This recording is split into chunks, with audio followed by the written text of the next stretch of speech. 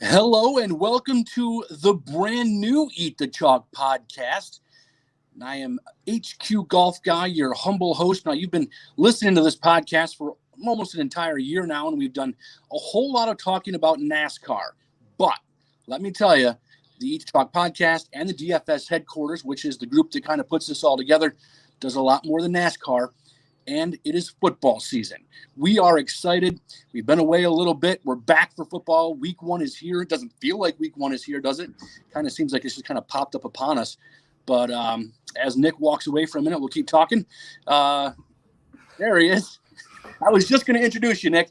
Well, Brian, I'm trying to get light in here, and it's like no matter where I'm at in this godforsaken hellhole of a house, like I have a Mac. I bought a $1,500 computer. And it's just consistently shitty quality no matter what. Like, I have 2 lights above me, a light behind me, 4 fucking lights there, 4 fucking lights there, this hallway light, that hallway light, a big fucking door behind me, and it looks like I'm in a fucking bunker hiding like, never mind. Anyway, how's everyone doing? 111. Yeah, so we're here to talk about NFL. The first video was an absolute clusterfuck. Technology sometimes is just a complete bastard. But I'm going to miss Brian Drake this season. I am. He's a good guy. We got along well. But, this is going to be good. Brian Drake. We are in a home league. We live about an hour from each other. Known each other since college for, 15, 20 years. 2 things. He literally at one point, during our draft, which was just this past Saturday in person, says James White is because he basically just said James White is this year's Christian McCaffrey. Yeah, I mean, I'm not going to go that far to agree with that sentiment. I think that James White is I hate saying things like is a lock, but to me, James White is a lock to be the leader of the clubhouse in the running back room. We'll talk about that in a little bit. That's a pretty bold prediction. I mean, Christian McCaffrey had a record-breaking season last year. I know because I constantly faded him saying there's no way this can continue. There's no way this can continue. And I found out that it could continue. There's a lot of people who are just kind of like, obviously the NBA is still going strong here in the playoffs. Major League Baseball is getting to the corner here. Even the NHL to an aspect. Nick, have you kind of, has the NFL kind of got lost in the shuffle a little bit with some surprises and people going, okay, the NFL's here. I didn't even realize it.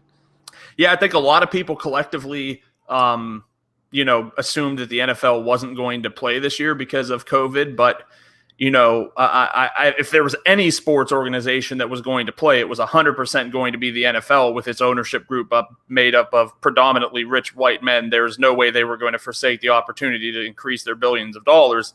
I mean, that's just silly. This season has never been in doubt. I'm surprised they even made sacrifices to not have stands in the fans at some places. So I think there's certainly an advantage to people who proceeded with the mentality that this is going to happen no matter what, because they've been researching and putting the time in and I think you will see a big advantage in the first few weeks of the season for sure. Okay. So before we get into breaking down week one, I've got to talk to you a little bit about this. DK has introduced best ball this year. They've given everyone 1 million tickets. But I want to tell you about my experience last night. I got a ticket, threw it in at $20 just for the hell of it. Made the mistake of taking the extended draft, not the quick draft. It's at first 10 minutes between picks. It was just I wanted to punch myself in the head. At some point during the middle of the night, about round 6 or 7, it went to 8 hours per pick. I'm guessing it's because of overnight people sleep, right? Wake up this morning, the entire rest of the draft had been, for me, auto. My quarterbacks in a best ball are Jared Goff and RG3. I understand DK giving away all these tickets, but not warning people with the constant changes of how the draft's going to work. Ugh. And then plus now we're all talking about, people getting all these free tickets, just throwing random things into the sky and teams getting, or in certain rosters being dominating. Kind of a disaster so far.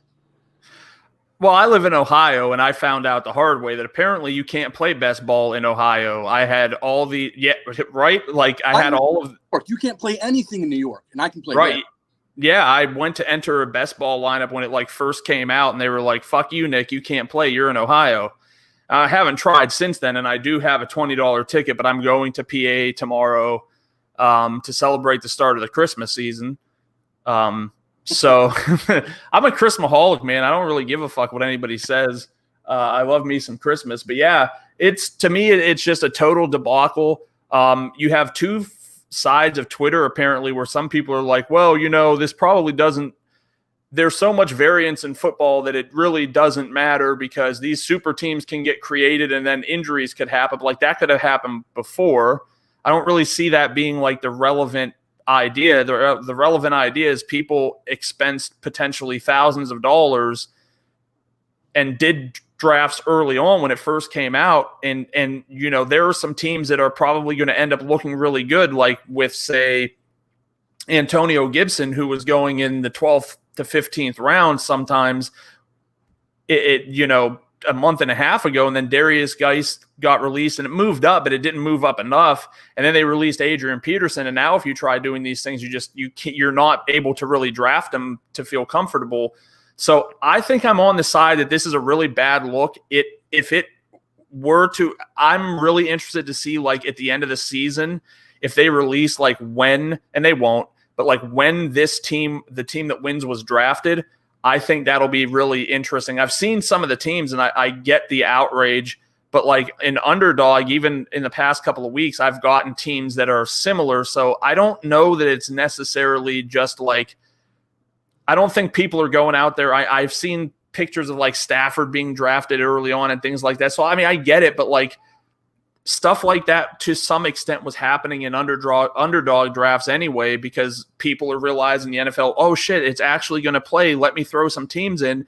And let's face it, like you do home league drafts. I don't know how competitive everyone is in your home league, but like most home leagues have a couple of guys who just draft guys from their favorite team because otherwise like it's not fun. So why wouldn't you do the same thing in best ball? We have a guy who like 4 or 5 Falcons, big Falcons fan, and it's fine. It is what it is.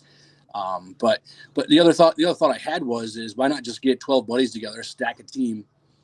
It's all free, right? The tickets are free, and just. But I think the problem was, and this is why I'm kind of like I don't think you're going to have a lot of collusion situations. Is they were filling so fast that I don't think you could get that. I doubt you could even get like a couple of people there in enough time that you'd be able to. And it's not like you have the ability to trade, right? Like your lineups are set. So even if that's one of the great things about best ball is like you can draft you can end up with 5 guys who should have been second round picks. But if 3 of them get hurt, it's not really going to matter if you have a super team, right? Like there's certainly things that could take place that would diminish the likelihood that, one of those teams. So I'm not invested, so I don't care. Just flat out, it really doesn't matter to me. I don't have anything. I'll play with my one team. If I get a super team, yay, maybe I'll win $1 million and I'll certainly won't complain about it. But yeah, I'm just excited to talk NFL. And Brian, like, I think that, one thing I've done a lot in the offseason is win money. No, just playing. I mean, I did have a good period in NASCAR, which is certainly like turned right straight into a wall. But I think like the biggest takeaway from that was just really establishing processes. And I've incorporated a few things that I found really helped me. I want to talk about that before we actually talk about the substance here. First and foremost, I actually meditate. I started meditating before I made my lineups. And it sounds stupid weird, but like so often I would have so much going on in my head that I would begin to, I started seeing patterns with how my lineups were getting built and how much bias and like noise I was letting get into the process. And I found just doing like 10 minutes of meditation with the Calm app really let me like sit down and feel refreshed and focused on what I was doing. And then I also started like writing down a mantra, and it grew into just several pieces of advice for myself, but it's totally applicable for football too. Like, all seasons are too short. Like, when people talk sample size in sports, and I'm not a statistician or anything like that, but I'm 95% sure that we never see any kind of relevant sample size for any player in their career, let alone in a season, because it's so short, right? Even NASCAR, 36 races, a handful get thrown out because guys have issues, so like, you're never going to have enough sample size, but I always want to remain cognizant of what's happening in the now. Like, a great example, Arizona Cardinals last year, blistering pace to start the year. And then they slowed it down. And maybe it wasn't like a slam the wall, but it slowed down enough that it really reduced the value on some of their players. And it really turned into a team that was running efficiently. So that's what they started to do. And I think as fantasy players, one thing that we have a terrible habit of doing, especially early on, is not really looking at what happened in between times and just looking at, well, what happened last year? And there's going to be specific circumstances when we're going through the teams today where we're really like aggressively looking at what has happened since the last time these people have set foot on the field, because a lot has changed. And you have to be willing to change as things change, as teams change tendencies. Don't let 1 week, like if a guy goes off for 1 week and, don't chase it the next week. That's not what I'm saying. But like, if you see over 4 or 5 weeks that a team is changing philosophy or how they do things, don't try to just assume it's not enough of a sample size, because you only have 16 pieces of information to work with. So you have to be flexible.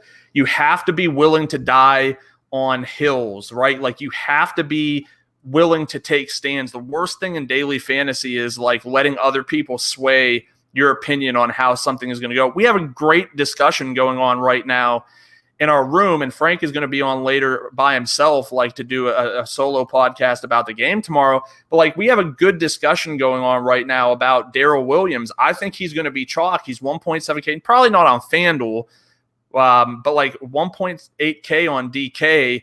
The news has come out that there's more of a shared backfield expected out of them in 2020, at least early on. I think people are going to take that. And if you're looking for like the sneaky guy, 1.8 running back who's the perceived number 2, but we believe he's going to be in a timeshare, is going to be that. So like, if you believe that that's not true, play as such. I believe it is true. I'm going to try to pivot to some of the other guys who could be a little bit more low owned, and give you a different lineup construction. Speaking of lineup construction for football, like, establish the run. There are a lot of places out there who had free content go out in the offseason, and I paid a lot of attention to it. And a lot of these places have done meticulous work, like looking at how top 10 lineups in the Millie Maker. And you could say, well, that's a super top heavy, but the payout structure of the Millionaire Maker is irrelevant when it comes down to like what kind of lineups finish in the top 10, right? It doesn't matter what the payouts are. Who cares? It doesn't matter. It's a top, but it's where the most entries are going into. And because there's the most entries, you see more variance in lineups. And it's things like tight end and flex is not really a thing. Or if it is a thing, it's probably more slate specific. It's probably like if you're playing the Tuesday or Thursday through Monday slate, like, yeah, maybe Kelsey Kittle probably makes a good contrarian combination, because I think people will have a lot of one, but not many people are going to invest that much in two. And we've kind of seen the world go to a point where stacking is a real thing, bringing it back is a real thing, like quarterback plus 2 of his pass catchers and bringing it back with 1 of the opposing team players is that's basically how I'm going to build all my lineups this year. It shows the highest probability of landing in the top 10. So, and there really shouldn't be too much of a discussion about what works for 150 max versus what works for 20 max, right? Because in a sense, it's just the same constructions are likely to be in the top 10 of the 20 max. And then ownership, oftentimes I hear myself and I'm an asshole so much of the time because I would say things like, I don't want that player at that ownership.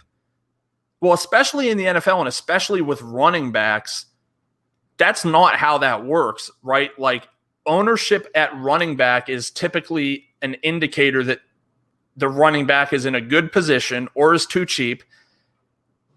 But there's a lot more consistency and reliability in running back performance as opposed to wide receiver performance. And Christian McCaffrey is the perfect example. I oftentimes just didn't want to play him because everyone else is going to play him. And eventually, which he only did one time, eventually he's not going to have an over-the-top game. And I want to be ahead of – whereas instead of saying this guy is going to be over-owned, I don't want to play him, you really have to look at it in the context of your entire lineup. You don't want to play a bunch of guys in tournaments who are 30% owned because it's going to be a chalky build. And I don't want to hold other people's hands on my way up the leaderboard. You know, I want as many shots as that at that top prize for myself because a lot of these tournaments are so top heavy that if you don't finish first, you don't really win like an alarming amount of money. So I think those are just some things that I'm really looking at in 2020 to make myself a better daily fantasy player. And I think if you start looking around the internet, you're going to find a lot of confirmation of that being something that would be smart to do. So over the course of the next 16, we'll probably go into the playoffs as well. Hopefully, if health allows, this is going to be the place where you can kind of break down not only the best plays, but how to make these plays. We're going to break it down cash-wise, GPP-wise. We're going to do all this stuff. And again, this is just part of what we do here at the DFS headquarters. You can join our Discord. We're getting the website up and cooking. As you can see, we're joining the technology here of the 21st century with video now here for the podcast. And we're going to do the same here with videos and articles and cheat sheets and all this stuff that's happening over at the DFS headquarters. You can DM us at DFS headquarters, DFS and spell out headquarters. On Twitter at Nick from CWE. He can get you in. I can here, HQGolfGuy. A bunch of just great folks here. And we're really looking forward to this football season. Nick, let's get into it. Week 1, we're doing main slate stuff here. Obviously, we talked a little bit about Clyde Edwards-Helaire and Darrell Williams, but they are not on the slate. The Texans are not on the slate. The Giants and Steelers are not on the slate. So there's 3 games that are not, and the Rams and Cowboys are one that's not on the slate. So we may not get every one, but we're going to stick straight to this slate. So there's Nick, 4 games. You always forget the first week you get 2 Monday Night Football games. So and then the second Monday night game, which is the West Coast game. I believe the Raiders. It's the Broncos and the Tennessee. Okay, so let's get to it. Lamar Jackson is obviously, when you talk about quarterback, the head and shoulders, if you want to go on last year's numbers. Can we go game by game? I think that's going to be super easier. I really felt a much better flow going game by game last year. We can do that, absolutely. I know I'm changing it up on the fly. You're probably like, this dude. I got you. So, let's start. Do we care about the Bears and the Lions? The Lions brought in Peterson. Kerryon Johnson is there. Stafford, obviously the quarterback there. The Bears decided to go with Mitchell Trubisky over Nick Foles. Montgomery's injury there. Robinson can only be as good as Trubisky is. Tell me a little bit about this game. Trubisky at 5,400, Stafford at 62. Kerryon Johnson's at 44. Peterson's actually the most expensive at 45. Point at 49. What are your thoughts? This is a great game. You're looking for games. You don't always just want to look for a game that has a super high total and, it's very obvious that, look, if you had this Houston-Kansas City game on this Sunday slate, these guys would be extraordinarily owned because people would be like, oh, look at the Vegas total. It should be somewhat close, blah, blah, blah, blah, blah, blah. But you look at games like this, and first and foremost, people, and I'm a victim of this too, right? You get, especially when you play multiple daily fantasy sports, it becomes super hard to keep track of exactly what the hell is going on. And so when I looked at Stafford's game log from last year, I was like, when the fuck was this guy good? How did this happen? And I didn't notice it, but Stafford was a high-performing quarterback when he was healthy. And I don't think this Bears, I I don't think this Bears defense is like super scary. Defense doesn't matter. It really honestly doesn't. I am on that team. I don't really give a shit about who the teams are playing. It's not like, oh, they're playing a good defense, they're going to score 0 points. So don't look at any of their players. I think if you're looking at things from the Chicago perspective, it's super interesting because we have David Montgomery, who is question mark. I don't know. He's hurt. He wasn't supposed to play. I haven't seen any reports that like he's out for the week. Right, so that makes 5,900 though. I wouldn't play David Montgomery even if he was healthy in this matchup. To be honest with you, it's just not. I think that I don't think I'm playing any running back in this game outside of Tariq Cohen because I think Detroit can get ahead. I'm not messing with that backfield. Swift has dealt with injuries. They're going to give Peterson a role, and Carry-On's going to be a show. You have 3 running backs that could potentially. I don't even know that any of them could really do something, but they all take something away from the other ones. So I'm focusing on the passing attacks. Marvin Jones actually outproduced Kenny Golladay while Stafford was healthy last year.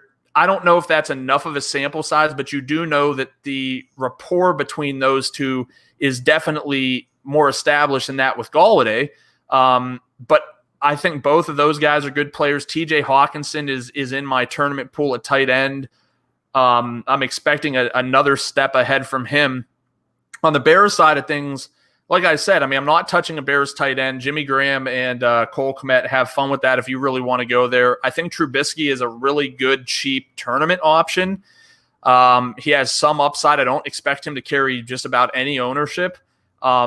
Allen Robinson, I feel like, was relatively neutral regardless of how Trubisky played because he sees such a high volume share that you're going to get a fair floor off of receptions. So he's definitely more of a DraftKings play. And then Anthony Miller, I think, he's kind of like a roundabout tournament option. He's someone that in 20 entry max type stuff, maybe I don't play too much of.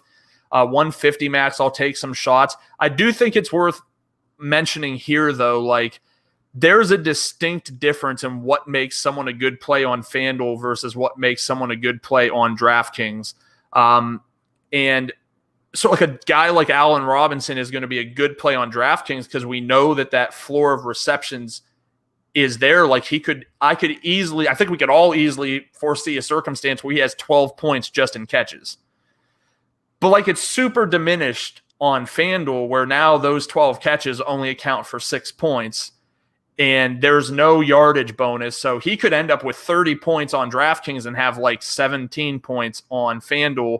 FanDuel, you're definitely touchdown searching way more than on DraftKings. Like you're looking for more of a touchdown advantage. So that is really how I look at that game. I think that it's a good game for tournaments. Then a good game for tournaments. Do you see a cash play here? I don't. It's possible. It's possible that I don't know how much. I don't know if I'm going to play him. I don't know how much other people will, but Tariq Cohen has some intrigue, I think, just because he's 4,900. They raised the floor of backup running backs to 4K, so you no longer have those 3K shitters if the entire team gets ruled out and you have, Mike Davis for the Seahawks or for Carolina now as a starting running backs. They did that because they wanted to avoid those just obvious chalk situations that almost never worked out anyway.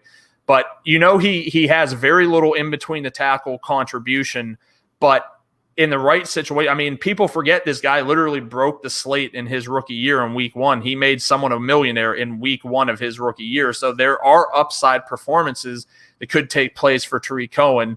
Allen Robinson, maybe I think you could make the argument that he should see enough volume that he could be cash game viable. So I don't hate it. Darius Slay's not there in Detroit anymore, although that was never an issue for Allen Robinson. I'm probably going to say, for me, I'm passing on this whole game in cash games, but I think there's a lot of viability in tournaments. Moving on, we have the Miami Dolphins against the Tom Brady-less New England Patriots. Wow. it's still kind of weird to say. But Ryan Fitzpatrick has been named the starting quarterback for the Miami Dolphins. Cam Newton on the other side for New England. I'm looking at this going, I kind of see the Jordan Howard, Matt Breida kind of timeshare, the health of the New England running backs. James White's probably the one you can depend on if you want to depend on anybody. And then I look at like Julian Edelman, N'Keal Harry. I'm not excited by any of those guys. Tell me why I should be excited about any New England Patriot in this game. Yeah, this is an interesting game to be sure. Belichick has absolutely dismantled Ryan Fitzpatrick at every turn during his career. So I have almost no interest in any of the Dolphins pieces. Like, I can get Preston Williams, I can get Mike Gesicki, but I think you at least try to play them in maybe at least a little more favorable matchups. Like, we're not at a shortage of players. It's not like it's a 3-game slate. We have 12 games on the slate. There's enough players that we can choose from. So I think I'm probably, as much as I love Preston Williams, I think I'm likely off all of the Dolphins players here. I think that there's a sneaky enough situation occurs because what's that? What did you say? At 4,500 though, in a jam, you could do. Oh yeah, I mean, you definitely can, and there's going to be guys that are in that price range that are going to be chalky, and so anytime that occurs, like, this guy could be a great pivot to Deshaun Jackson. I do not think the upside is there. I don't think the floor is there. But like, Preston Williams was the Dolphins' number 1 receiver until he went down, and then it really became Devontae Parker and Mike Gesicki that got to step up and take that over. I don't love the Patriots' defense either at the same time. First of all, defensive performance is very difficult to be reliant upon. They could be in a great matchup and things could go just slightly enough awry that they give up 2 touchdowns, but don't do enough to really, pay the not even pay the price of, just don't do enough to put you in a position to take down a tournament. So I think I'll find myself Xing out very few defenses, except for the obvious ones where we think the offenses are just going to be close, and just really set like a 10% max ownership, not try to get too chalky and just let it ride that way. The New England side of the ball, yeah, I mean, who is their goal line back? Well, it's fucking Cam Newton. That's who their goal line back is. So that immediately diminishes, in my opinion, a lot of the upside for everyone else. Sony's banged up. We know Damian Harris is already out. James White isn't a goal line guy. Do they need him that much? It would be a different story if we were talking about, a 4,500 or 5K James White. Is a 6K. So he's in the price vicinity of guys like Mixon, like Miles Sanders, like Josh Jacobs, where they're just $500, $800, even $200 more, that just make a ton of sense on DraftKings. On FanDuel, I don't think the touchdown equity is really there for him. If I'm playing people from New England, I don't know if this is a week I really want to go in on Cam. I'd rather use him when I feel like he needs to be. But a lot of the stats do kind of show that when he is in this like lead position, there's maybe a little showing off that takes place, especially in the running game. And so there's a little bit of intrigue at the price. Edelman feels a little bit too cheap, and he has the best matchup on the interior of all of the receivers there. All of the receivers who are question mark, because who the hell knows who they're going to end up throwing out there. I mean, we think N'Keal Harry is going to be one of the guys, but he has turned in an injury-riddled and lackluster 10 practices. So I think that, as strange as it is, I mean, maybe you could take shots on Rex Burkhead in tournaments and just assume he'll be a little bit involved if you're playing 150 lineups just to try to get different. But as a whole, this is not something that really jumps out to me as a place that I'd really want to go. So much unknown right now. It probably will be the popular thought is to just kind of wait and see on what happens there in New England. Cam Newton 6,100, as we mentioned. Tony Michel 4,600. So James White at 6,000 and Edelman at 6,000. I think I'd want to wait on Edelman a little bit too. I'm not eager to pay $6,000 for Edelman when there are so many other options kind of on that, on the rest of the games, I guess. Yeah, they make good shots, and he makes a good shot in tournaments because I still see a scenario where he can go for like 8 for 60 and 2 touchdowns. I mean, that's a thoroughly viable possibility. So I don't want to. Someone's going to score touchdowns. So I don't mind taking a shot on a guy who's likely to be the center of the offense outside of Cam, if we're being really honest here. Okay. Eagles against the Washington football team. Dwayne Haskins has won the job. Alex Smith is on the roster, but most likely not really a viable threat to get any much playing time barring injuries. The interesting part of this, of course, is the Washington backfield. You've got 4 guys. Who knows? We hear about Antonio Gibson, but McKissick is there, Barber's there, Love is there, are all 4,000. So that's kind of a gamble to pick and choose there. McLaurin at 56 is obviously a guy that a lot of people are excited about. Even Logan Thomas at 28 is the tight end there. Are you buying any of the Washington football team? And then on the flip side, are we making too much of Miles Sanders, or is that a good price for him? No, we're not making too much out of him, and no, it's not a good price on him. I mean, and this is really a central theme for me this week in terms of how I am constructing my cash game lineup. So I have effectively 3 builds that I like. There is the Christian McCaffrey, Michael Thomas, and assume that you're just going to get 60 points from those guys, but spend 30% of your salary doing so. It's soft enough that I think you can do that, right? The other build is Christian McCaffrey, and then you don't play Michael Thomas, and maybe you drop down to Thielen, or you could even potentially drop down to Devontae Adams, who is kind of in a similar situation with Michael Thomas, where there's going to be a ton of target dominance. But I also really like this 3 they are way too cheap running back builds with Sanders, Joe Mixon, and Josh Jacobs. So I think as a whole, it's entirely possible that in week 5, we will see these guys all priced up over 8K, right? All the 3 guys I mentioned, entirely possible that it could happen.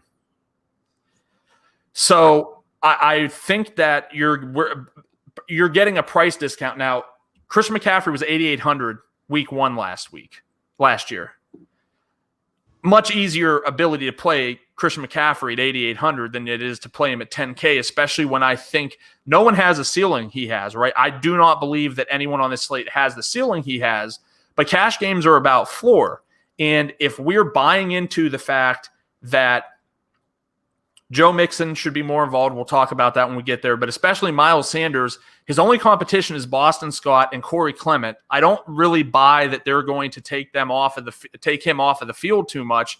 So it was a team that he easily manhandled in 2019 when he still wasn't even being given like the full amount of opportunity. So for me, I view Miles Sanders as being a great play in all formats. Now, here's where the problem becomes. This team is so shorthanded that a 4,800 Deshaun Jackson and a 5,800 Zach Ertz also make a ton of sense in their positions.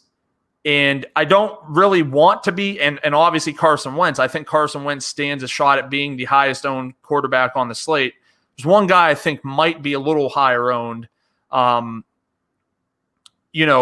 Wentz should perform well in this situation. So it just depends what your tolerance is. I don't want to go with 4. I don't want to go with four Eagles in my cash game because it's 2020, and the likelihood of this going as we think it should is lower than it has been in any other year. So, I mean, Sanders is definitely my number 1 guy in this game. Deshaun Jackson has to be a close second. That's just way, way, way, way too cheap. And there's no one who's going to be able to run with him. So as long as you think he's going to manage to stay in the whole game, and you can't be playing DFS saying, well, he could get injured, I'm not going to play him. I think all of these Eagle guys are going to be really good options. I just wonder, like, does Greg Ward make sense in tournaments? Does J-Jaw make sense in tournaments? And my initial lean is just kind of no. If anyone is Dallas Goedert, I think this will be a team that does run, they've always run when these guys get hurt, a lot of 12 formation. So I think that'll put both of them on the field more often. So, yeah, I'm going to tell you – go ahead. No, I was going to say, do you think, taking a look at this, that when you talked about Ertz and Goddard, do you believe, because there has not been a contract agreement yet with extension yet with Ertz and the Eagles, that there may be more of a Goddard appearance, or are they just going to kind of play that out and just see what happens? I don't think that's going to be that much of a situation. Now let's talk about the best side of this game. Because I think for tournaments, if I had to hot take it right now, Dwayne Haskins is on the Millie Maker winning lineup. I think that he was given a shitty draw, obviously. Like, he had to start out of nowhere. Didn't really get, like, he was thrown to the wolves. As the season progressed, like, at the end of the season, he wasn't, like, terrible. He has some running ability. They're better coached now than they have been in a while with Ron Rivera at the helm. I really think my honest take of this game is I think the Redskins are going to blitz the Eagles, and it's going to be not the whole game, but, like, I think they're going to come out of the gates and lay, like, 14 points on them before the Eagles have to step back and be like, okay, this is real. And we know he has weapons in McLaurin. Steve Sims was super underrated down the stretch last year, and he's a guy who could line up all over the field. Logan Thomas has had a good camp. He's cheap. I mean, I don't love the idea of playing Logan Thomas too much because I'm not playing too many two tight end lineups, and I don't have right now like this huge faith that I believe he's going to be able to go out there and get me like 5 for 70 and a touchdown. It's certainly within the realm of possibility. I'll have some stake, but I like other running backs, other tight ends better. And then it comes. Thomas is going to be very popular too. I mean, let's get that out of the way, right? You think so? I really don't know, because Chris Herndon's 3.3K, and I think people are going to gravitate to that. I don't know. Going from season long, just to see the number of people that have picked up Logan Thomas in season long, I can see him getting kind of chalky there in DFS as well. Just my thought. But yeah, so I don't really want a piece of a chalky Logan Thomas, to be honest with you. What I want to make though is you mentioned the Redskins getting off to a hot start. Even if they don't, they're in the position where these guys are going to be garbage time guys too, even if they get down early. So I think you kind of win both ways there with the Redskins. I kind of like that thought process. Yeah, and then you have Antonio Gibson, and he's 4K. And is he going to be the guy though? Are we sure of that? I mean, he's not going to not be the guy. Let's put it that way. He was going to have some role in this offense when Darius Geis was in the picture. Okay.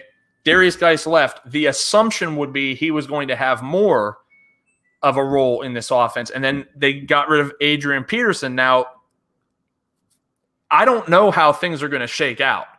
Like, I've heard a lot of smart people say they think that Bryce Love could honestly end up being an inactive for the first few weeks of the season. And it's going to be Peyton Barber that kind of gets the ceremonial start.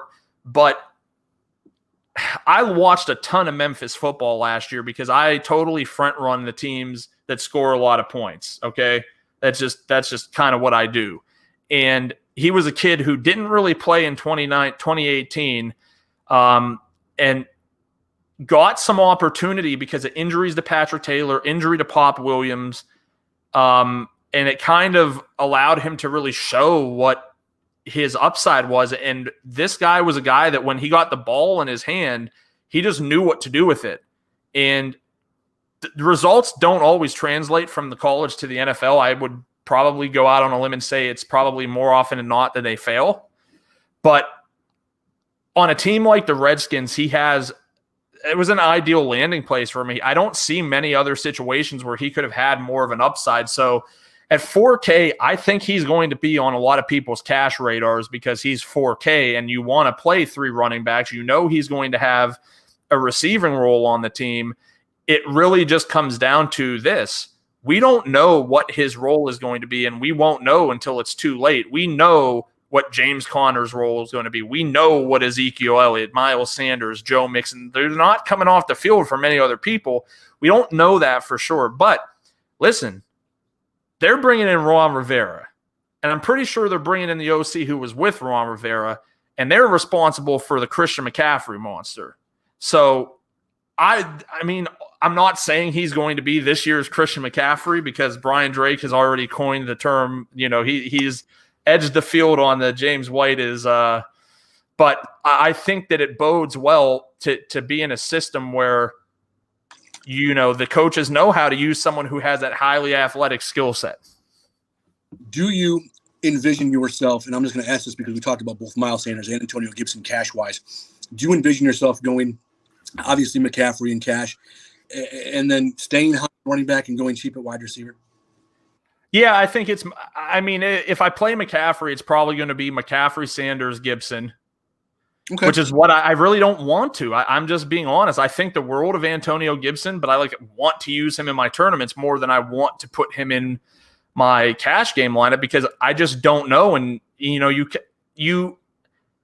we were kind of talking a little bit about it with David Montgomery, right? Okay, he's hurt. So who takes his place? Do you know who takes his place? Anthony Miller, Cordero Patterson, all of the other people who catch passes. It's not necessarily going to be just because David Montgomery, you're going to play Ryan Nall because he's going to be the one who actually runs the ball. It's not going to bode well for your bankroll. I hate to break it to you. Okay. Next game up on our chart is going to be the suddenly, who likes Aaron Rodgers? Green Bay Packers against Kirk Cousins and doesn't care if he dies. The Minnesota Vikings. Taking a look at this, Rodgers at 63, Cousins at 5,700 on DK. Delvin Cook, obviously, the stud of all this at 7,900. Just going through some prices here really quick, some of the big guys. Adam Thielen at 67. Devontae Adams is at 73 on the opposite side. Aaron Jones, running back for Green Bay, is at 6,900. Rudolph at 37. And then I don't think you got to worry about the Packers tight ends there. But Aaron Rodgers, he seems to have slipped in season longs. Is he going to slip in DFS? Yeah, I don't see anyone. I don't see anyone playing Aaron Rodgers, right? I don't even think there's really that much of a need for it personally. This team wants to run the football. They're going to run the football. When I look at this game, I see the possibility for Kirk Cousins kind of being a tournament play on some people's radars. And if you're convicted of that, look, go for it, right? Make that your guy. He's cheap enough. Do it. For me, I'm looking at all of the players on this game as just one-offs, right? I don't think right now that I'm playing any of these quarterbacks. I think I will sprinkle in Cook, sprinkle in Jones, sprinkle in Adams, probably have quite a bit of Adams, probably have quite a bit of Thielen. And I think that's really the route that I want to go with things. I mean, yes, we live in a world where BC Johnson could end up taking down a millionaire maker, because he gets deep and, does what he does. So I think we're going to have a crying child joining us here soon, but that's all right. That just adds to the allure of the Eat the Chalk podcast. All right. So, yeah. Jefferson, a lot of talk on Justin Jefferson. Alan Lazard on the opposite side too as well. Both of those guys coming in under 5K. MVS at 41, but how much can you let him disappoint you in the same way that he's disappointed everyone last year? And again, I just don't, I'm not, I understand that Aaron Rodgers, he kind of, when Graham was there, he kind of looked, I just don't, they don't excite me, the tight ends there in Green Bay, and I'm not even sure Rudolph excites me all that much. No. Irv Smith, maybe there's some appeal, but I just don't think that you're going to get a slate breaking performance that puts us in the position where we really need to really heavily consider these guys. Shorter slates showdown is something I would look at, but right here, I think until I see otherwise, I'm kind of going the route I'm going. And as you mentioned, that stack, that quarterback, the two pass catchers, and coming back on the flip side, this is just. Can you hear me? He wants that to be this game. Yeah. It's just not. Yeah. So now let's go on to the chalk defense of the week, which is going to be the Indianapolis Colts. A lot of changes there in Indy. Jonathan Taylor coming in, maybe taking some back. But the biggest change, obviously, is Phillip Rivers. He comes in at 6,000. Taylor 57, Mack at 53 there. T.Y. Hilton, can he be healthy? Can he do anything at 58? Paris Campbell is a guy to keep an eye on at 3,900 in tournaments. Jack Doyle is definitely a guy we're looking at 3,600, I believe, on that side.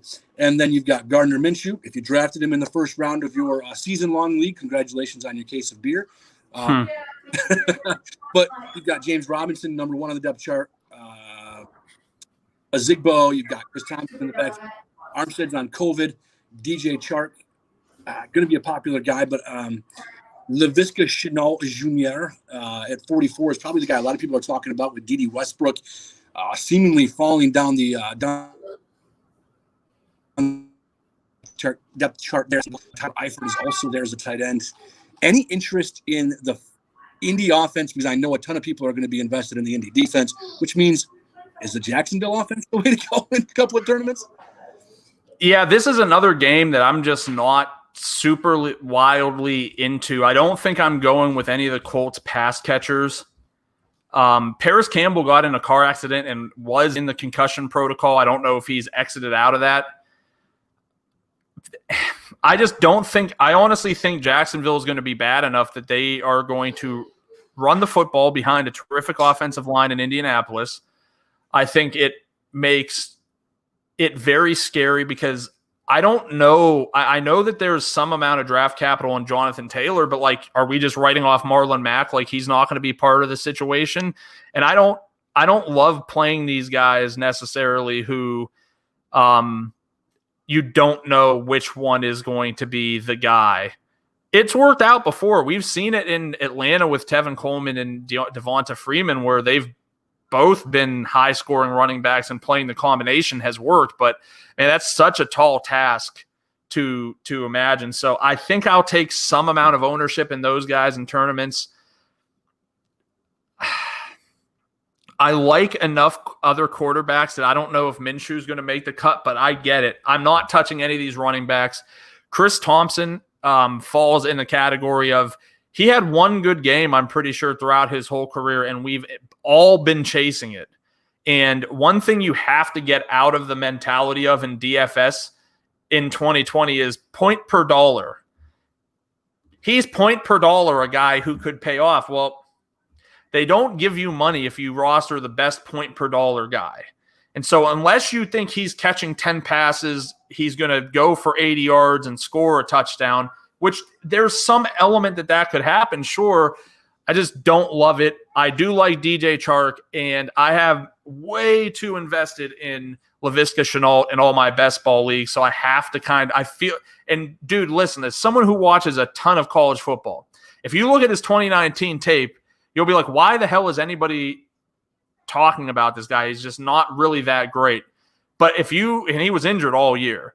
But in 2018, man, this guy was a guy who ran wildcat quarterback. He would take handoffs. He would, he's got good hands, good field vision.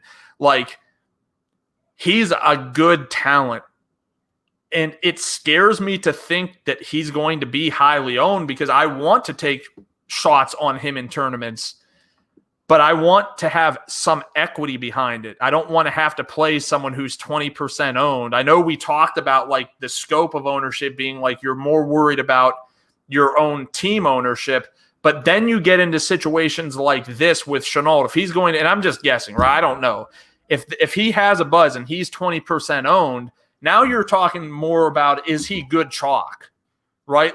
Or is he just a guy people are attaching themselves to and hoping that it's going to work out? So there are some pieces here. And in Doyle, I don't know what to do with Doyle because I just don't know how much they're going to need to throw it or want to throw it. So a lot of stuff, that we'll find out this week. And I think that I'll have some ownership of Doyle, but for the most part, it's going to be some indie backs.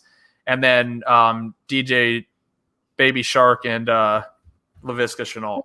I mean, we know how much Rivers likes his tight ends, and we know how much he likes his running backs. So my question now is do you see a scenario where maybe not this week, but over the next couple of weeks, Hines kind of takes over that third down role and can produce a little bit for fantasy guys with points per reception?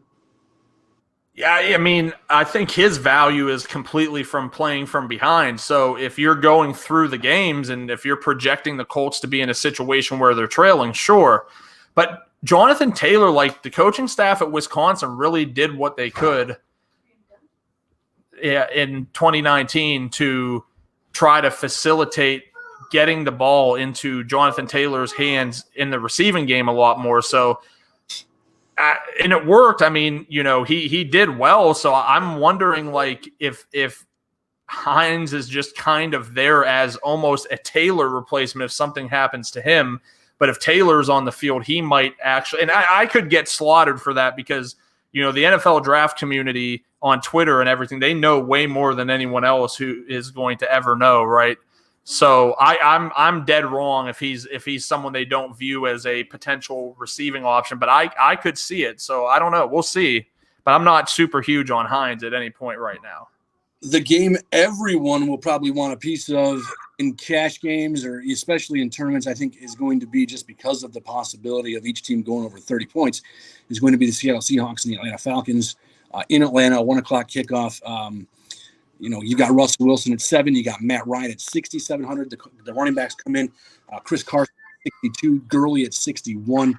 Carlos Hyde has won the backup job there in Seattle at 46.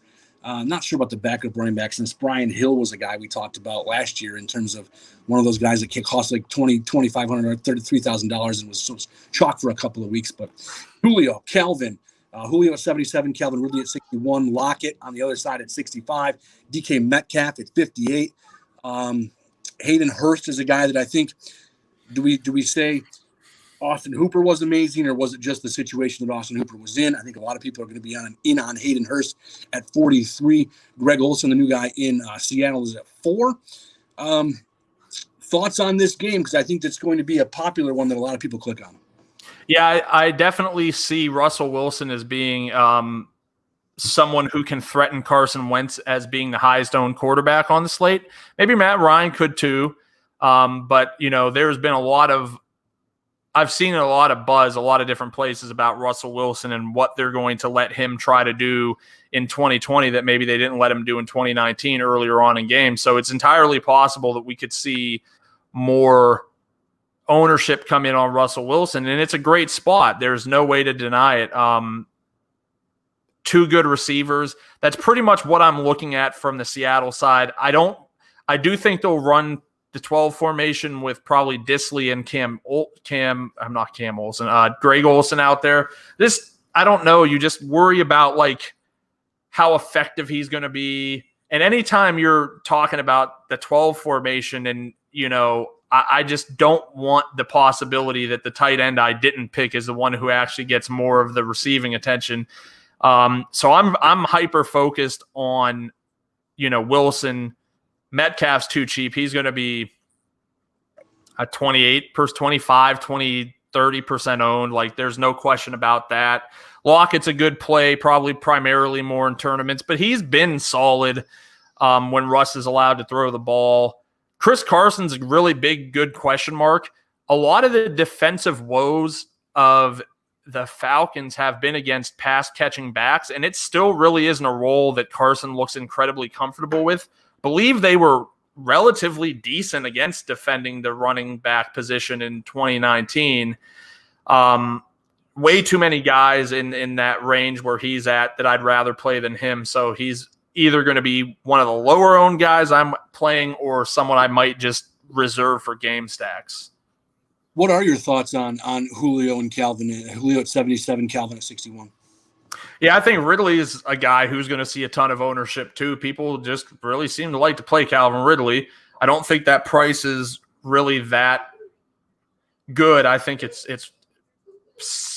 $900 too cheap. Probably should be more toward like a 7K receiver in a positive game script where I think we're expecting Atlanta to, play from behind. I like Austin Hooper. Primo, come here. I don't know. He's just really addicted to his mommy. Mommy can't watch you. Come here. Anyway, Austin Hooper, he's going to make his – hey, look, you're on camera. Do you want your first experience on camera to be crying? Anyway, be my second experience after my life. No. We've seen – should we play Austin Hooper this week? All right, well, this is fun. Primo, you can't cry, okay? All right, get down. Do I think that Hooper was a guy. Was Hooper a great tight end, or was Hooper in a great situation? And can you interchange him and Hunter and him and Hayden Hurst? Hurst was actually drafted pretty high. He went ahead of Andrews. Atlanta put some draft capital into acquiring him. I believe it was a second-round pick. We saw Levine Toilolo have success in this Falcons offense at the tight end position. We even saw Jaden Graham have success. And, like, you're starting to talk about guys who are just, like, they are guys, right? So I definitely think that Hurst is buzzworthy. I really do. I think he's a great play for this game. I think it's a great time to buy in on Todd Gurley. What are you worried about with Todd Gurley? Is it wear and tear? Well, good news. It's the beginning of the season, so it's the time that he should be the least worn and torn. So I think that you look at situations like that and try to take advantage of them when you can. And if Todd Gurley does well in this game, you could damn sure believe people are going to chase it for weeks. 100%. They're going to chase it for weeks. So this is a great game environment. The stacks in here, I think the highest owned stack of the week is going to be Wentz, Jackson, Sanders, Ertz, two of those three with Terry McLaurin. Like, I think that's the stack that most people are going to tournament play. I think the second highest stack is probably going to be like some form of this game where it's Wilson. Maybe it's Wilson, Lockett, Metcalf, Ridley. Like, I could totally see that being, a route that people go. It could be, Matt Ryan, Ridley, Hurst, Metcalf. I think that all of those are going to be relatively high-owned stacks this week. And there are some guys, when you talk about quarterback play in cash games specifically, not big on paying up for quarterbacks in cash. But Russell Wilson, I mean, he seems safe. He's $1,100 cheaper than Lamar Jackson. Are you looking at Russ Wilson in cash, or are you going down farther that list to get to those high 5.8 guys? Yeah, I mean, I want to try to go down as low as I can in cash and still feel good about myself. Otherwise, you might as well just spend for Lamar Jackson, right? And that's who's up next.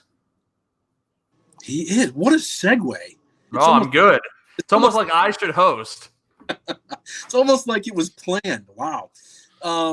Listen, we can talk about Lamar Jackson, but when I talked about my best ball lineup, kind of auto drafting, I had Jared Goff, and then my second quarterback is RG3. So let's talk about him.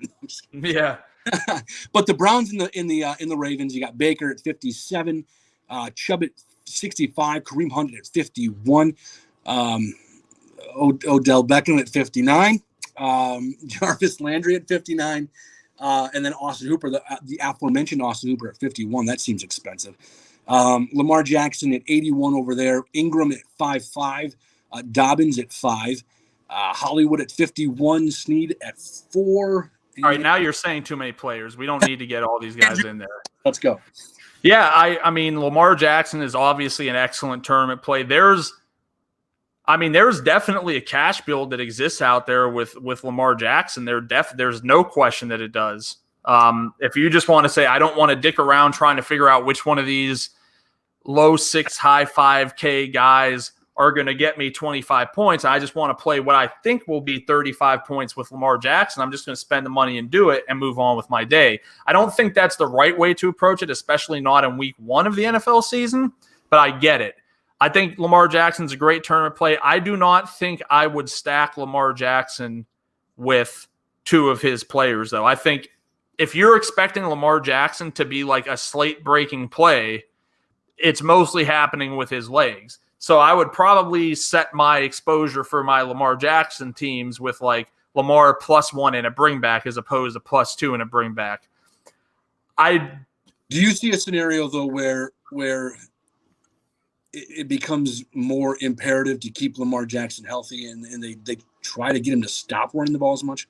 I mean, you would think so, but you would have also thought so last year too, but that didn't really stop them. And I mean, even in week 16 in a game in hand, he dominated the Browns and put up a monster score. So, I mean, you know, I don't see that being the case. Mark Ingram's really interesting. That whole backfield's kind of interesting. I'm not playing J.K. Dobbins. It's not in the wheelhouse of what I want to do the first week of the season in a committee situation. Ingram has some intrigue just because I do expect him to be more involved than Dobbins, and I think he'll be involved enough that he could easily pay off that price tag. It's definitely a tournament-only look for me. A guy who's a definite huge, touchdown regression candidate after 2019. Marquise Brown, 5,100. There's another guy who's going to be just wildly chalk.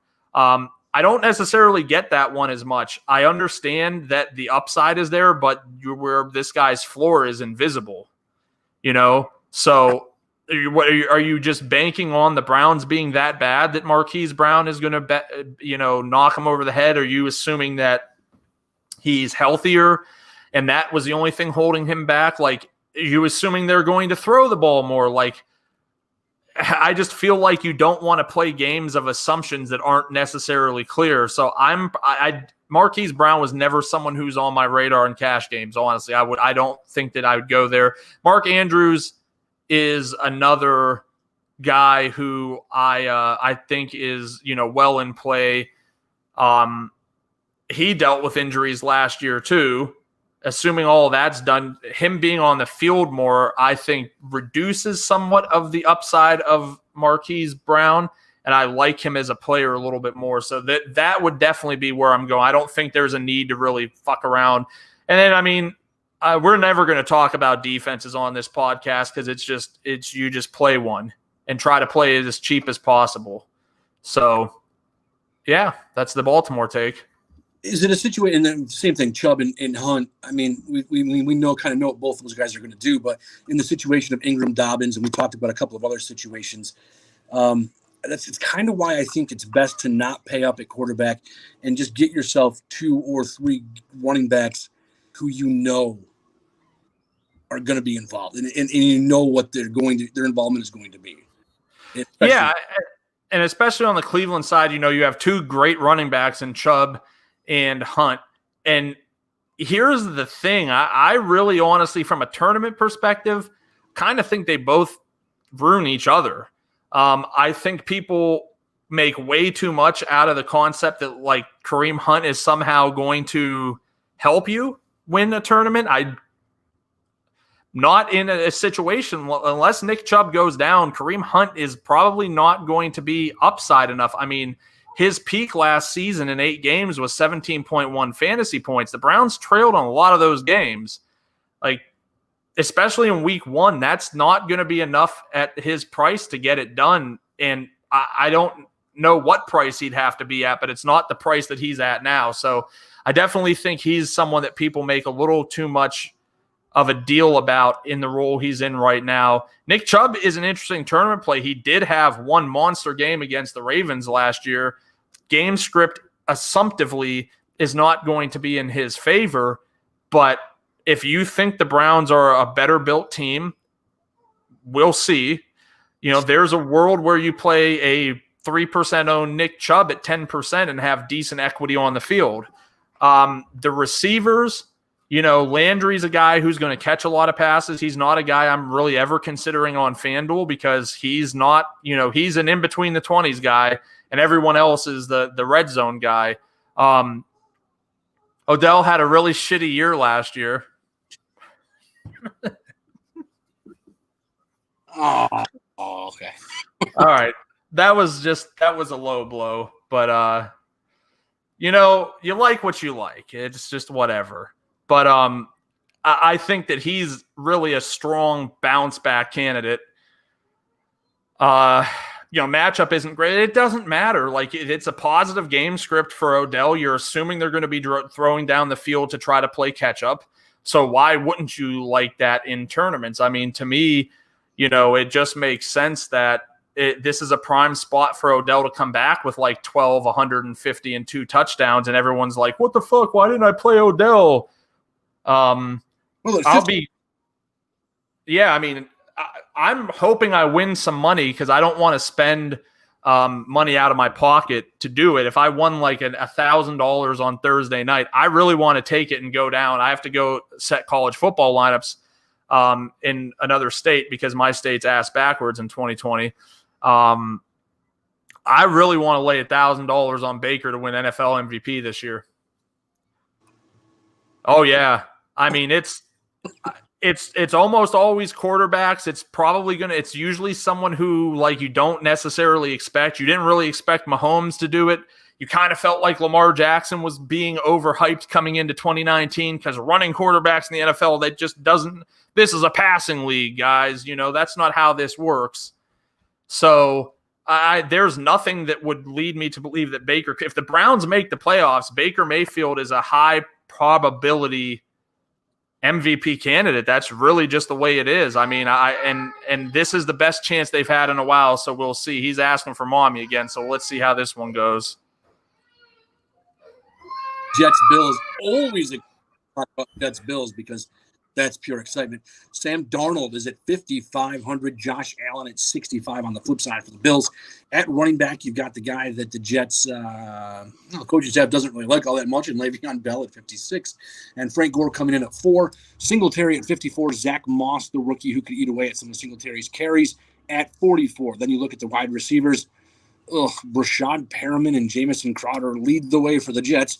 Stephon Diggs, a deep threat that Josh Allen probably can never connect with, at 64. John Brown is the second guy there. Smokey is at 56 as well. Dawson Knox, Chris Herndon. You mentioned Herndon earlier. Living in New York, this game is no thanks.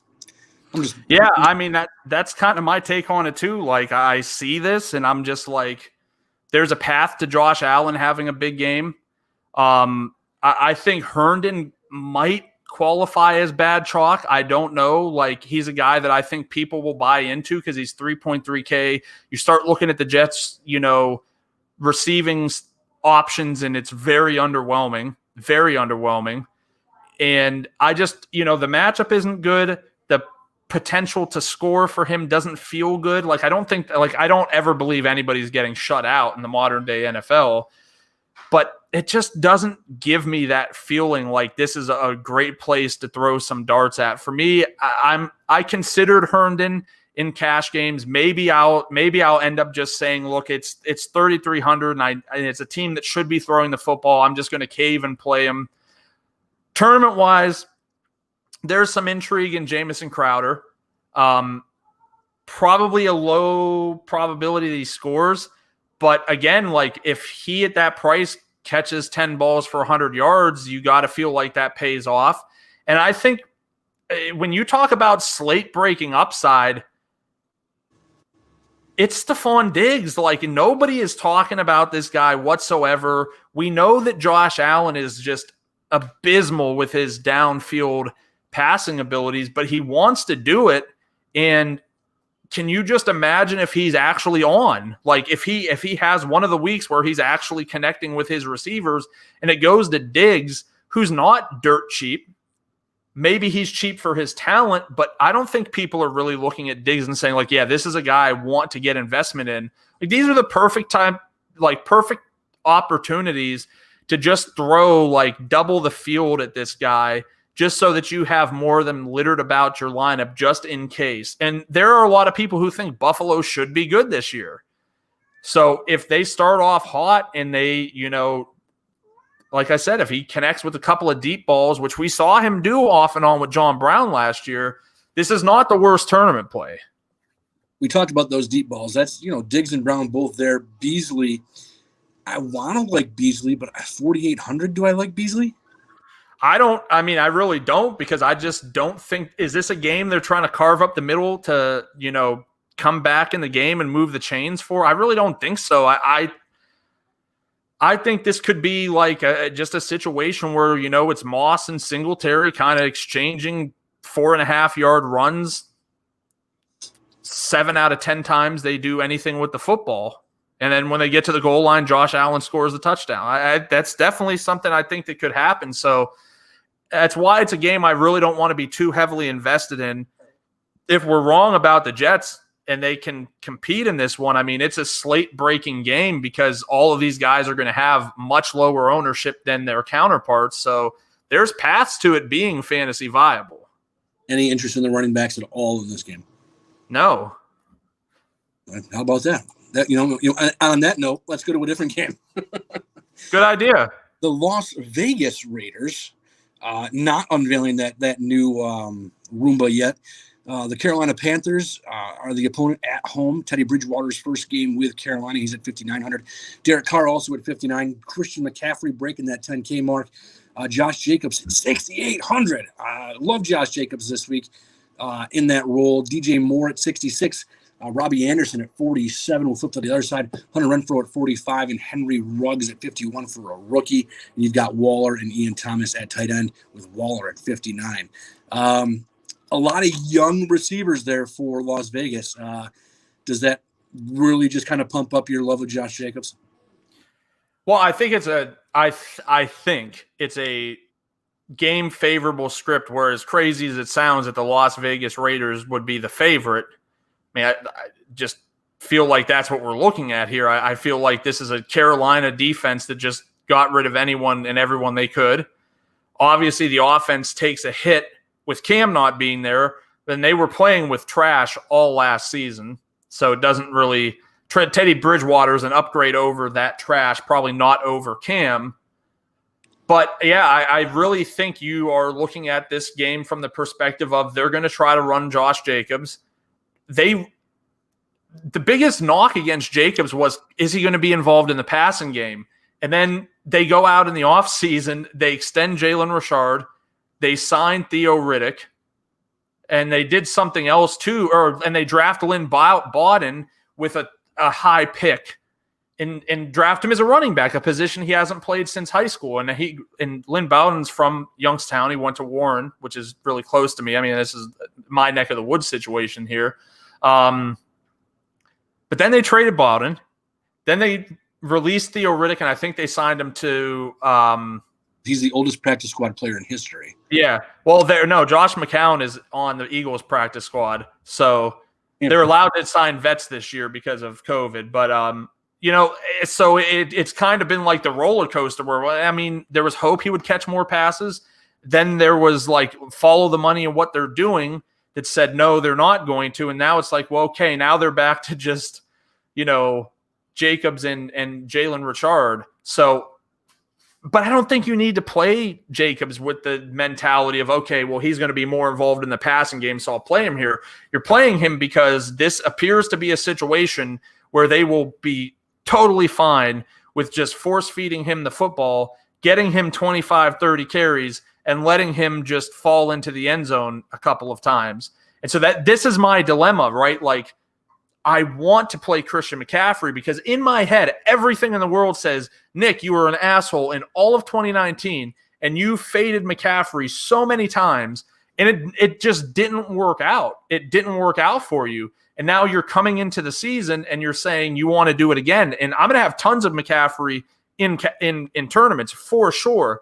But I just think the construction of cash games can work if you believe that Jacobs is going to be able to go for 120 yards and 2 touchdowns. If you think that Mixon's going to be more involved in the pass game and should get over that 25 fantasy point, if Sanders can do the same thing. So if you see those, if you believe those things, I mean, look, Chris McCaffrey is 10K.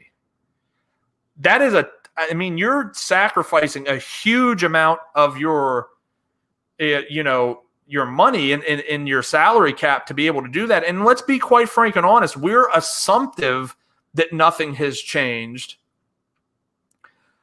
but it's a new coaching staff, and you just never know. Like, at 10K, does Christian McCaffrey have to be the exact same player that he was last year? Or at 10K, can we deal with like 90% of what he was? And I think that's a question you have to ask yourself. New coaching staff, new quarterback. Obviously, new quarterbacks played about last year as well, but you never know. It's week one. Things can. I'm not trying to make a case. Like I said, there are 2 out of the 3 builds I'm considering are with McCaffrey, right? So it's not like I'm sitting here saying don't play McCaffrey. He's not the guy you want, because I totally believe he's got 45-point upside, probably 25-point floor in this situation. It's just in week one, in this specific situation, do we think that we can get a couple of other guys that allow us to not play Antonio Gibson or to not take more risks than we need to in our cash games to make sure he fits in? So, and the Panthers side is really interesting for tournaments because, you know, Teddy Bridgewater, again, we're expecting he's going to play from behind. I see a lot of dump offs and short yardage passes to DJ Moore in his future. He's got deep threats, you know, with Robbie Anderson, potentially with Curtis Samuel as well. Don't know how they're going to use him, but the beauty of Curtis Samuel is you could use him all over the field.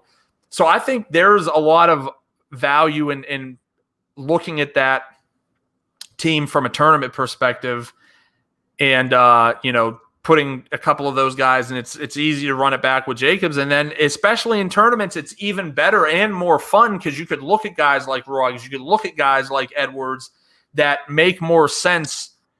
If you think Teddy Bridgewater is going to have a huge game and maybe the things don't go the way of Jacobs, then you can throw one of these rookies out here, and I'm willing to bet one of them probably has a good game. You trust rookie receivers week one?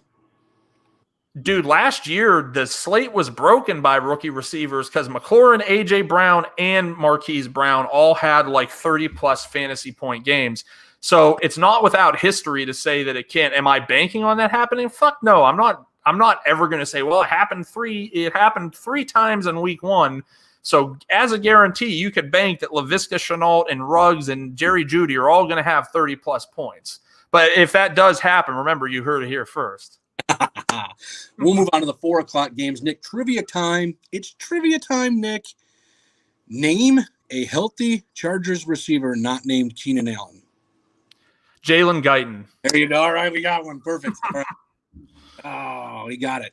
So the Chargers and Bengals, 4 o'clock, 4:05 start in Cincinnati. Tyrod Taylor at 56. Joey Burrow at 58. Eckler at 7. Justin Jackson at 44. And Josh Kelly at 43. Mixon at 67. A.J. Green at 57, Tyler Boyd at 61, Keenan Allen at 64, and then at the aforementioned Jalen Guyton at 3,000. Hunter Henry, I'm not going to trust any of the Cincinnati tight ends. Hunter Henry, any interest here in the San Diego offense? A pass catcher, I don't think so. I don't know. I mean, I guess there's upside in Henry.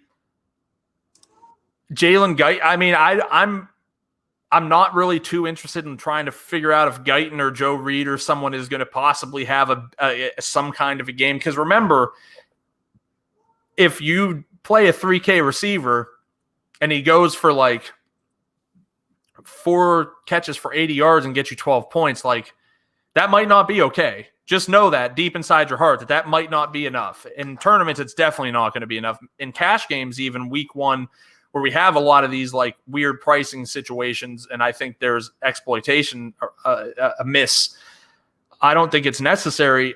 Eckler is a guy who strikes me as being someone who can do what he did last year. I think that what he might give up in a lot of these dump-off passes and scoring opportunities, he makes up for in actual running back touches.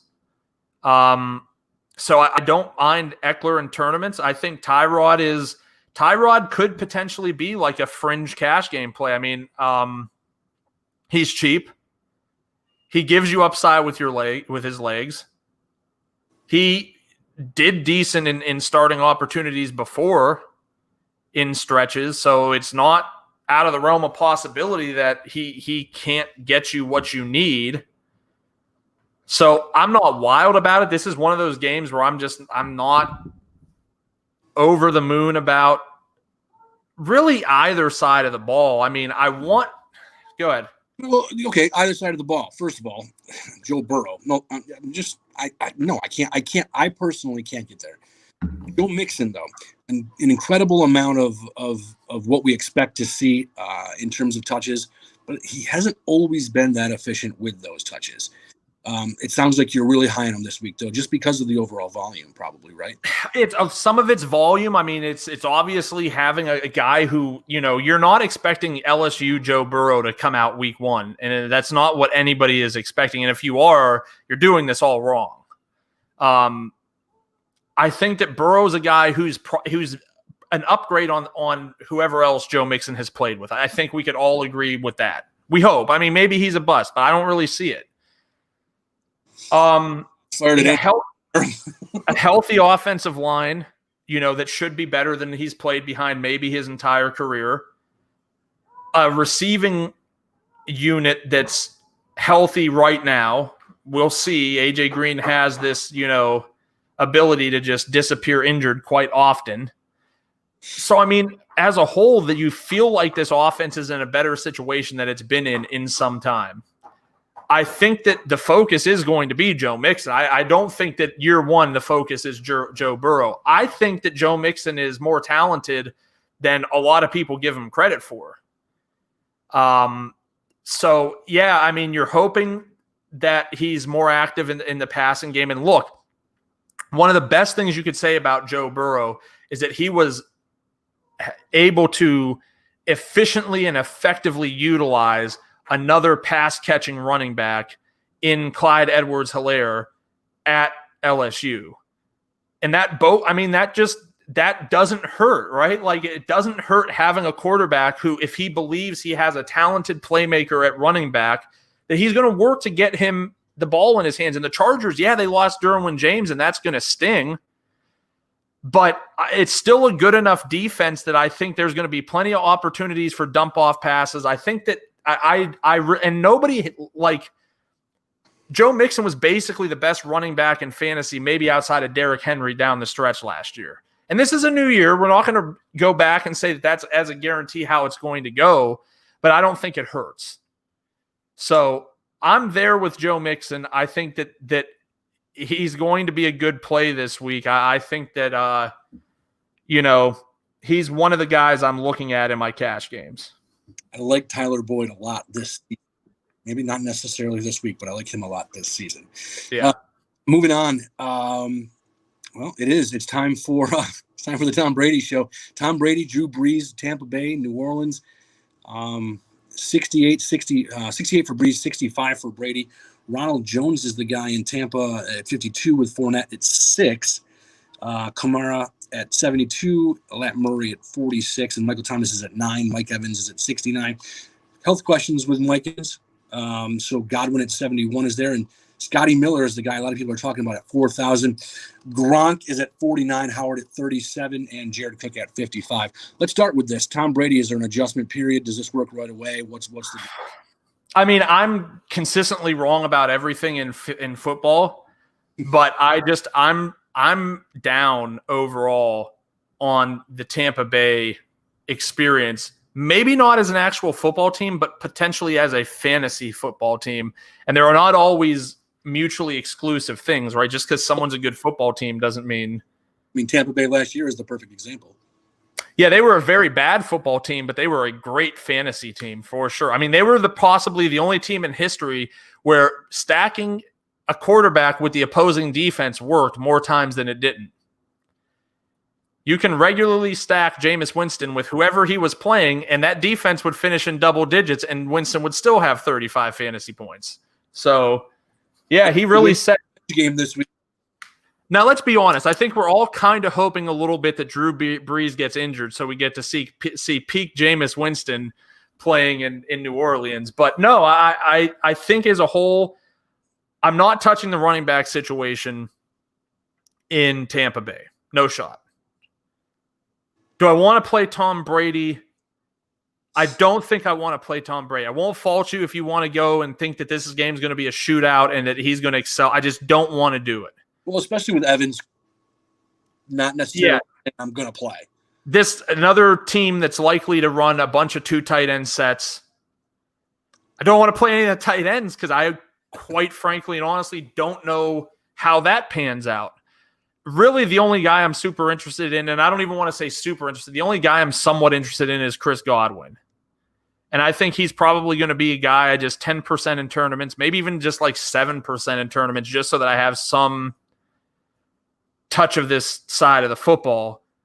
I don't really see myself playing Drew Brees. I mean, you have to start making choices at quarterback, right? I really like Dwayne Haskins. I really like Lamar Jackson. I like Carson Wentz. Like, there's guys I like, and Drew Brees at best is like a guy that I'm fine with. So I don't want to put a ton into Drew Brees. Sure, it could pay, and this is a great type of situation to talk about something like this. Oh, what a great learning moment this could be.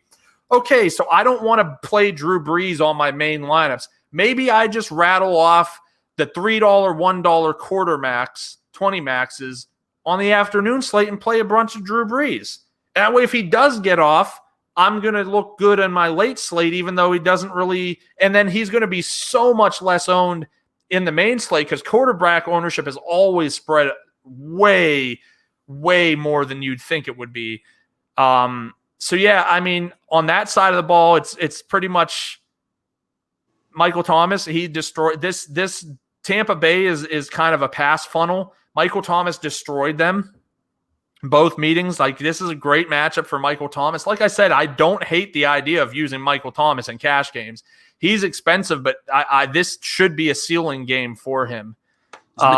Is Sanders going to influence Michael Thomas for the positive? How could anything influence Michael Thomas for the positive? I feel like we're already at 100% capacity. Like, I really just don't see him.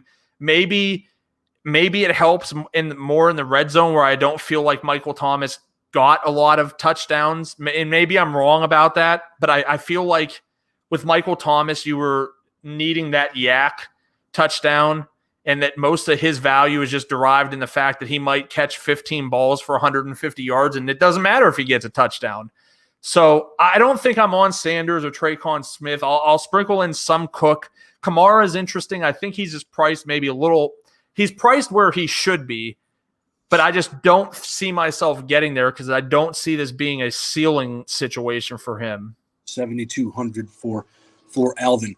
Are we in a period we've hit the transition, right? We're talking about not wanting to play Tom Brady, not wanting to play Aaron Rodgers, not wanting to play Brees. It's a transition, right? Yeah, I mean, that's how life goes, right? Like, you can't get I've been doing a lot of day trading. And the guy that is kind of my mentor in this, like, his motto is just that you have to date them. You don't marry them when talking about stocks. And that's how it is in daily fantasy too. Like, you're going to be a long-term loser if you marry players, that you love this guy so much that you just always have to play him, whether it's for the season or whether it's for their career. But we're definitely entering a point where, like, their skill sets are going to be diminishing. There's no way that age doesn't impact how they play. So, yeah, 100%. One more game to go. It is the thrilling Arizona Cardinals versus San Francisco 49ers. That's just going to be dominating the ratings. Arizona brings in Kyler Murray at 64, Kenyon Drake at 64. The newly rich DeAndre Hopkins at 68, Christian Kirk at 5, and Larry Fitzgerald at 45. Tight ends don't really thrill me all that much. Dan Arnold at 35. Jimmy G is at 58 with that three-headed monster led by Mostert at 58, Tevin Coleman at 42, Jerick McKinnon we'll see at 4, Debo 53. Bourne could be the big guy there at 5,000. Any interest in the San Francisco offense or even the Arizona offense, knowing how good San Francisco's defense is? Best spot of the day. Oh, here we go. Let's go. Last game of the night. Well, last game of the main slate. And you said it. San Francisco's good defense, who just happened to lose a ton of, maybe not a ton, but it happened to lose enough guys that it impacts it. Some guys dealing with injuries coming out of camp, which especially on a shortened off season isn't going to be a good thing. This to me screams like this. I kind of get the feel about this game like I did about the Washington Philly game where I could just see this being a case where Kyler Murray just comes out and boom, boom, in the first quarter somehow puts up, 10, 14 points on the Niners, and now you see Jimmy G actually have to go to work.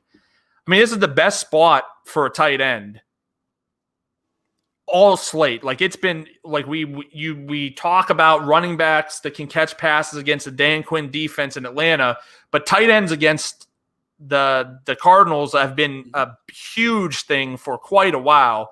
And now you're talking about potentially the best tight end in the NFL, quite honestly. Okay. And 200.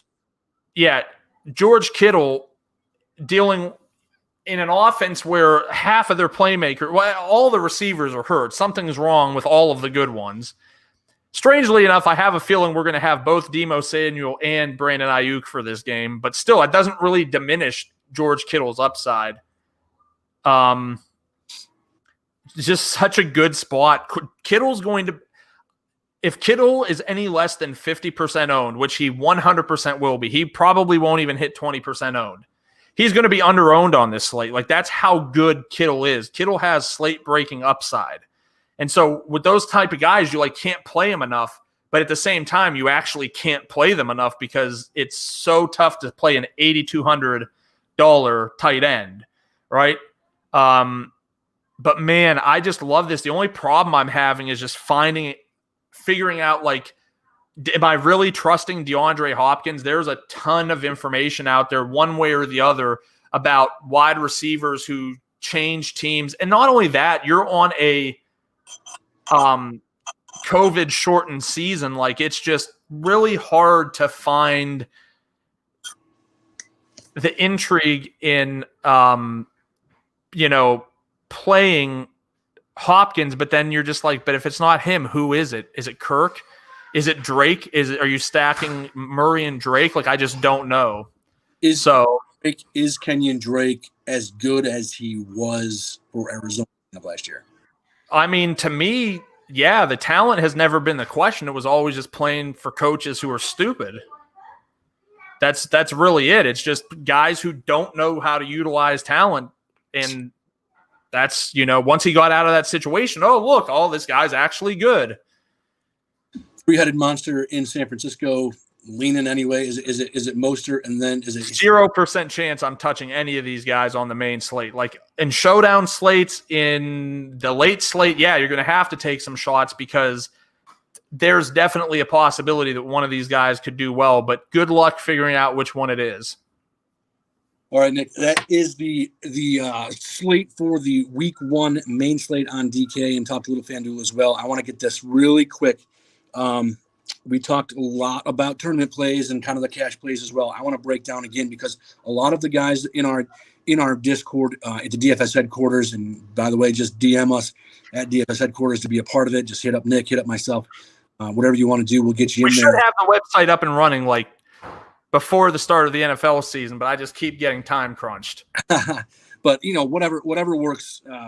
Just hit us up on DMs. But a lot of the guys that we have, they're not 150 lineup guys. They're the 3 max guys. They're the cash guys. I want to hit cash again. You've talked a lot about it. You like the Eagles. You like the Redskins in a way. And the Mixon is also a play, and Jacobs is a play as well. Where should we be starting our cash games? Yeah, I think number one, you just decide, are you using one of McCaffrey or one of Thomas? I think that's a great place to start. Then I would just start plugging in what the perceived values that make sense. And it's always values at receiver over values at running back to me. So Deshaun Jackson feels way too cheap. If you want to play Marquise Brown, I just think there's a lot of risk to that at the same time. Calvin Ridley, DK Metcalf, Terry McLaurin, way too cheap. So just start looking at those guys, plugging them in. Tight end in cash games is definitely a place you want to spend down to. So you could be looking as well at Herndon, Jack Doyle. If you really want to go all the way down to Logan Thomas, go hard with it. But I just don't think you do. I think that Herndon's probably the point where you kind of land at. And then try to build with one of these cheaper quarterbacks. Like Haskins is a flat 5K. I'm a donkey. I'm probably going to play him in cash because I like to lose money. I'm not necessarily advocating everybody does that because in theory, he is more of a tournament play, right? Like the results weren't great. We really don't know what to make about it. It's a new offense too. You can't just because I like them doesn't mean I can't hit them for the same thing I hit a lot of other teams with. So, I think, Tyrod Taylor could make some kind of sense because he gives you some rushing upside. Wentz is there as a relatively affordable option that you can look at, and then just see what you have left. I mean, like I said, I like the 3-6K running back build myself, but you may have to do McCaffrey and feel comfortable. So you remember you want to try to find situations where we feel like we know what this is going to be, right? We feel comfortable. Antonio Gibson, I love him. You don't really know, like they really might trot Peyton Barber out there as a 2-down back and bring Antonio Gibson out there for third. We don't know. He might see all three. I don't know. So I just would rather, play with stability in my cash game lineups as opposed to just trying to go way too off the rails. He is at Nick from CWE. Nick, great breakdown of week one. Appreciate it. You will be in the Discord all weekend, I take it. You went along with our guy who we'll introduce here later on in the week through the podcast and through different things. And that's Frank, who you've seen do a lot of stuff with baseball, but he's really going to be kind of focusing on NFL for us this year at the headquarters. Appreciate your time, Nick. Broke it down beautifully. We're going to get out of here at DFS Headquarters on Twitter. He is at Nick from CWE. I am at HQGolfGuy. We've got a lot of sports. It's not just football. It's not just NASCAR. We're going to get into a lot of it here in the Discord. Nick, appreciate it. That is it for now. We will see you. Have a great week one. Get some green screens out there. Show them to us. Good luck. Take care, guys. We'll see you out next time.